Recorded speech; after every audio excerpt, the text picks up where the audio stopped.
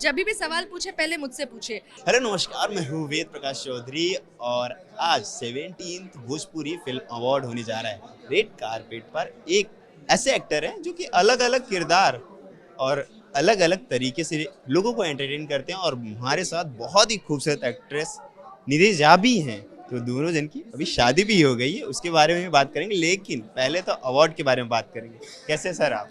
बहुत ही अच्छा हूँ, thank you so much. Madam आप कैसे? बहुत अच्छी, thank you so much. Bhojpuri film award 17 होने जा रहा है, तो इसके लिए कितना खास है और क्या कहेंगे? देखिए, भोजपुरी में अवार्ड्स तो बहुत सारे होते हैं।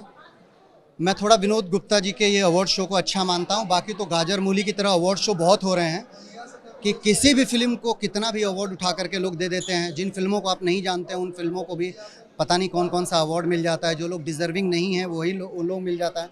इसलिए मैंने सारे अवार्ड में जाना बंद कर दिया। हमारे अवार्ड शो में गाजर मूली जैसे अवार्ड नहीं बांटे जाते हैं। तो मुझे खुशी हुई और मैंने एक बार किया भी है इनके साथ काम।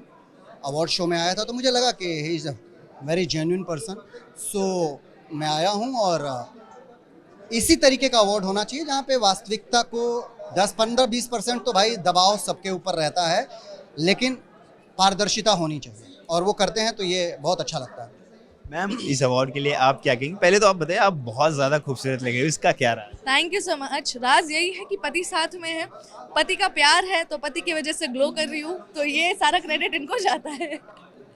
और इस अवार्ड के लिए क्या कहेंगे? जैसा कि इन्होंने सारी चीज़ें, एक्चुअली क्या होता है ना कि आप जब भी सवाल पूछे पहले मुझसे पूछे। ये सब कुछ बोल देते हैं जो मुझे बोलने के लिए कुछ मिलता ही नहीं। इनको मैंने बाकायदा ऑस्कर अवार्ड दे के रखा है।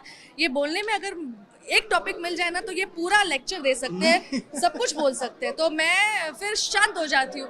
तो जो मुझे बोलना था वो उन्होंने बोल दिया है। शादी के बाद लगता है कि आपको शांत रहना चाहिए ऐसे? मैं शांत तो तब रहता जब बीवी डरा के रखती, धमका के रखती। बीवी शेर की तरह छोड़ करके रखी है तो मैं शेर की तरह दौड़ता रहता हूँ। और मैं पहले भी दौड़ता था, आगे भी दौड़ता रहूँगा। आपकी अभी कौन सी फिल्म है जो आने वाली है? देखिए, बहुत सारी एक के बाद एक फिल्में हैं। लाख क्रांतिकारी 1924 है, अपहरण है। मतलब मैं तो अब खुद अपना नाम भूलने लगा हूँ कि मेरी कौन कौन सी फिल्म। अभी अघोरी रिलीज़ होने वाली है, लाखों में एक हमार भैया रिलीज़ होने वाली है, लालू जी की लव स्टोरी होने वाली है। मतलब मैं अगर नाम लूँ तो मेरे पास वो नाम भी नहीं है कि मैं कितने नाम लूँ।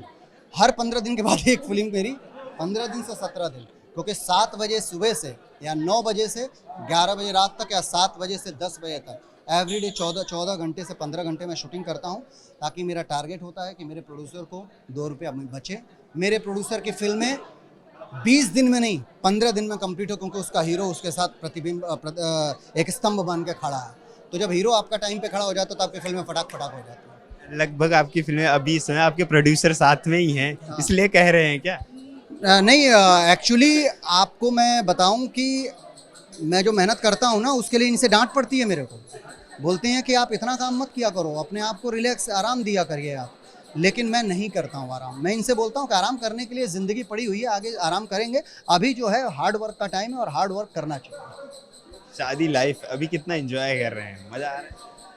एक अलग ड्रीम वर्ल्ड है और हम दोनों बड़े एंजॉय कर रहे हैं लाइफ को। हम थोड़ा सा भी हमको मौका मिलता है तो हम उस लाइफ को जीना शुरू कर देते हैं। शादी के बाद हम सबसे पहले हमने टारगेट किया कि भैया अब तक केहू कहीं जाला वाला ना, सब पैसा बचा लो। हमने दबा के पैसा खर्चा कर लिया। हमके मालदीव भाग गई। मालदीव से आए तो फिर कहीं और भाग गए, कहीं और भाग। हमको थोड़ा सा भी टाइम मिलता है तो हम एक अपनी लाइफ हमारा प्लान है कि हम पेरिस या स्विट्जरलैंड जाएंगे। तो हमारा टारगेट रहता है कुछ ना कुछ यूनिक करने का। बहुत बहुत शुक्रिया। Thank you so much.